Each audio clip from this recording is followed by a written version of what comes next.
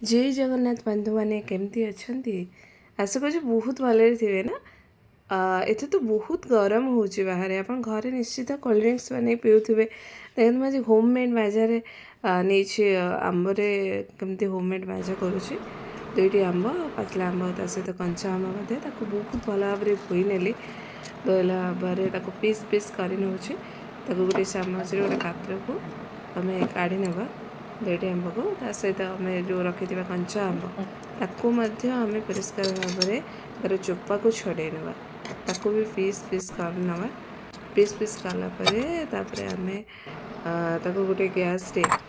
गरम कर नवा जोरा फुटे नवा जस्ट टे सिझला टाइप हो चीनी पकईकि ढाकना ढाँकी नवा 2-3 मिनट छाड़देवा छाड़ा सब से जाइए 10-15 मिनट ठंडा करनवा ठंडा है आम ग्राइंडिंग करना बहुत भल भाव ग्राइंडिंग होपर आम छंका कर छांकीदेवा छांकीदेला फ्रिज रखी बरफ किसी गुंड ताको मेल्ट करदेवा ठंडा होगा तो ग्लास को सर्व करना देखूँ बहुत भल देखा